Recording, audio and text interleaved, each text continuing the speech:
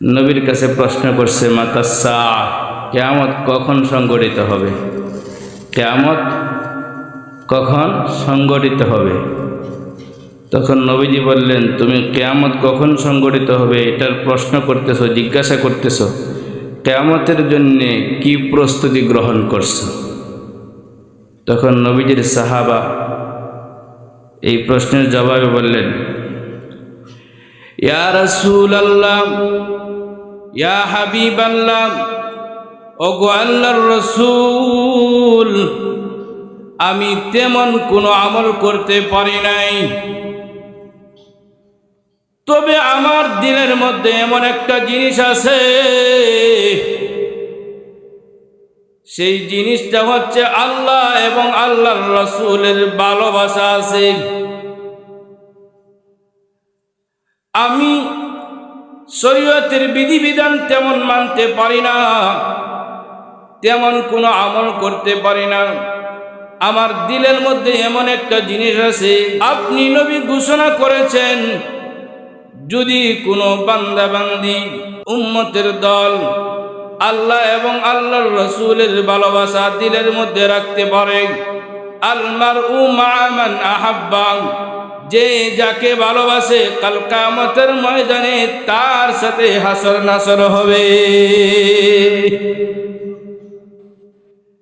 ইয়া রাসূলুল্লাহ, ইয়া হাবিবাল্লাহ, আমার দিলের মধ্যে আপনি নবীর ভালোবাসা আছে, আল্লাহর ভালোবাসা আছে। নবীজি ঘোষণা করলেন, যদি তাই হয় তাহলে কোনো চিন্তার কারণ নাই, কাল কিয়ামতের ময়দানে তুমি সাহাবী আমি নবীর সঙ্গেই জান্নাতের মেহমান হইবা। কেননা যে যাকে ভালোবাসে তার হাসর নাসর তার সাথেই হয়। আপনারা কোরআনকে ভালোবাসেন, ইসলামকে ভালোবাসেন, আল্লাহ এবং আল্লাহর রাসূলকে ভালোবাসেন, এটা প্রমাণ হয়ে গেছে। এখনো আপনারা ছাতক পাখির ন্যায় বসে আছেন, কি সুন্দর করে কোরআন এবং হাদিসের আলোচনা শ্রবণ করতেছেন। আল্লাহু আকবার।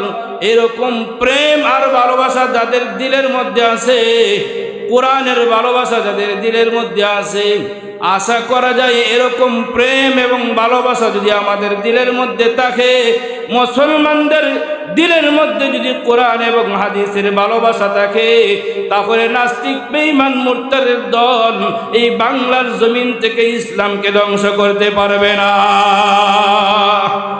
কথা কোন ঠিক না ঠিক?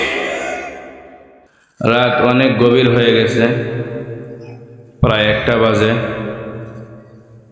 আপনারা রাতের প্রথম অংশ থেকে আলোচনা শুনতেছেন, কোরআন এবং হাদিসের আলোচনা শুনতে শুনতে ক্লান্ত হয়ে গেছেন, তবে আপনাদের দিলের মধ্যে কোরআনের প্রেম এবং ভালোবাসা আছে, আজকে প্রমাণ হয়ে গেছে। এখনো পর্যন্ত আপনারা অনেকেই বসে আছেন। আল্লাহু আকবার।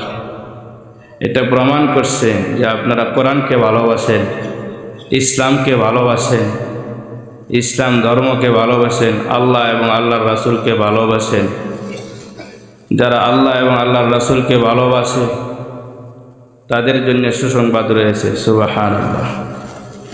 একজন সাহাবী, নবীজির প্রিয় সাহাবী, নবীর কাছে প্রশ্ন করছে মাতাসা, কিয়ামত কখন সংঘটিত হবে? কিয়ামত কখন সংঘটিত হবে? তখন নবীজি বললেন, তুমি কিয়ামত কখন সংঘটিত হবে এটার প্রশ্ন করতেছো, জিজ্ঞাসা করতেছো, কিয়ামতের জন্য কি প্রস্তুতি গ্রহণ করছো? তখন নবীজির সাহাবা এই প্রশ্নের জবাবে বললেন, ইয়া রাসূলুল্লাহ, ইয়া হাবিবাল্লাহ, ওগো আল্লাহর রাসূল, আমি তেমন কোনো আমল করতে পারি নাই, তবে আমার দিলের মধ্যে এমন একটা জিনিস আছে, সেই জিনিসটা হচ্ছে আল্লাহ এবং আল্লাহর রাসূলের ভালোবাসা আছে। আপনি নবী ঘোষণা করেছেন, আল মারউ মা মান আহাব্বা, যে যাকে ভালোবাসে কাল কিয়ামতের ময়দানে তার সাথে হাসর নাসর হবে। ইয়া রাসূলুল্লাহ, ইয়া হাবিবাল্লাহ, আমার দিলের মধ্যে আপনি নবীর ভালোবাসা আছে, আল্লাহর ভালোবাসা আছে। নবীজি ঘোষণা করলেন, যদি তাই হয় তাহলে কোনো চিন্তার কারণ নাই, কাল কিয়ামতের ময়দানে তুমি সাহাবী, আমি নবীর সঙ্গেই জান্নাতের মেহমান হইবা। কেননা যে যাকে ভালোবাসে তার হাসর নাসর তার সাথেই হয়। আপনারা কোরআনকে ভালোবাসেন, ইসলামকে ভালোবাসেন, আল্লাহ এবং আল্লাহর রাসূলকে ভালোবাসেন, এটা প্রমাণ হয়ে গেছে। এখনো আপনারা ছাতক পাখির ন্যায় বসে আছেন। কি সুন্দর করে কোরআন এবং হাদিসের আলোচনা শ্রবণ করতেছেন। আল্লাহু আকবার। এরকম প্রেম আর ভালোবাসা যাদের দিলের মধ্যে আছে, কোরআনের ভালোবাসা যাদের দিলের মধ্যে আছে, আশা করা যায় এরকম প্রেম এবং ভালোবাসা যদি আমাদের দিলের মধ্যে থাকে, মুসলমানদের দিলের মধ্যে যদি কোরআন এবং হাদিসের ভালোবাসা থাকে, তাহলে নাস্তিক বেঈমান মুরতাদের দল এই বাংলার জমিন থেকে ইসলামকে ধ্বংস করতে পারবে না। কথা কোন ঠিক নেবে ঠিক? অনেকেই তো এরকম স্লোগান দিয়েছে যে বাংলাদেশের সংবিধানে ইসলাম রাখবে না, ইসলাম থাকবে না, ইসলামকে ধ্বংস করতে চেয়েছে, ইসলামের নাম নিশানা মুছে ফেলতে চেয়েছে। যারা ইসলামকে ধ্বংস করতে চেয়েছে, আলেম ওলামাদেরকে ধ্বংস করতে চেয়েছে, যারা বলেছে আলেমদেরকে হাত ভেঙে ফেলবে, পা ভেঙে ফেলবে, আলেমদেরকে বাংলাদেশ থেকে বিতাড়িত করবে, ইসলামের নাম নিশানা সংবিধানে ইসলাম থাকবে না, ইসলাম রাখবে না, তারা ইসলামের কোনো ক্ষতি করতে পারে নাই, আলেম ওলামাদের কোনো ক্ষতি করতে পারে নাই। যারা ইসলামকে ধ্বংস করতে চেয়েছে, আলেম ওলামাদেরকে ধ্বংস করতে চেয়েছে, এরাই দেশ ছেড়ে পালাতে বাধ্য হয়েছে। কথা কোন ঠিক না ঠিক? বাংলাদেশের জনগণ চেয়েছিলেন, দাবি করেছিলেন যে সরকার যেন পদত্যাগ করে। কি করে? পদত্যাগ করে। আল্লাহ কয় রাখ রাখ, পদত্যাগ না, আমি দেশ ত্যাগ করে এলাইমু। জনগণ চাইছে পদত্যাগ, আর এমনভাবেই আল্লাহ কাজ করছে, বাংলার জমিনের সকল মানুষের চাহিদা আরো বেশি পুরা করে দিছে। পদত্যাগ করার দরকার নাই। যেই জুলুম আর নির্যাতন করছে, যেই অত্যাচার করছে, ইসলামের ধ্বংস করতে চাইছে, ইসলামকে ধ্বংস করতে চাইছে, মাহফিল করতে গেলে অনুমতির প্রয়োজন হয়। নাউজুবিল্লাহি মিন যালিক। একটা দিনই মাহফিল করতে গেলে করতে দেয় না। আলেম ওলামাদেরকে কি পরিমাণ নির্যাতন করছে। আল্লাহ কো পদত্যাগের দরকার নাই, দেশ ত্যাগ। এমন কাজ করছে যে কাজ করার পরে আর কেউ মুখ দেখাইতে পারে না, বলতে পারে না। লজ্জাস্কর বিষয়, লজ্জার কথা। দেশ সেইরা ফলানো, এটা কি ভালো মানুষের কাজ? কথা কোন ভালো মানুষের কাজ নাকি? আপনারা কি রাগ করতেছেন নাকি?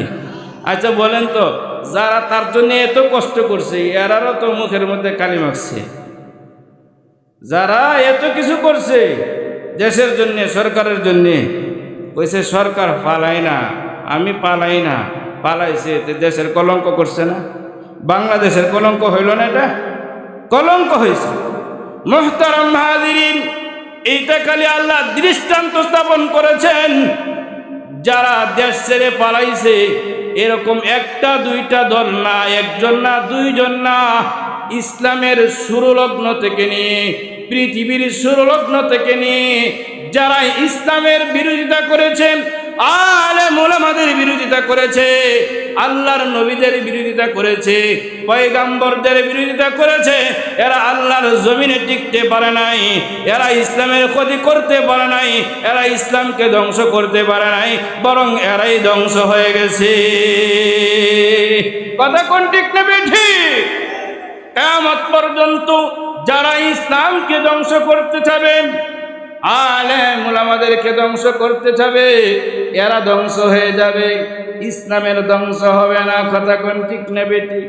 ইসলাম ছিল, ইসলাম আছে, ইসলাম থাকবে থাকবে, কিন্তু নাস্তিক আর মুরতাদ যারা ইসলামকে ধ্বংস করতে চায় এরা থাকবে না।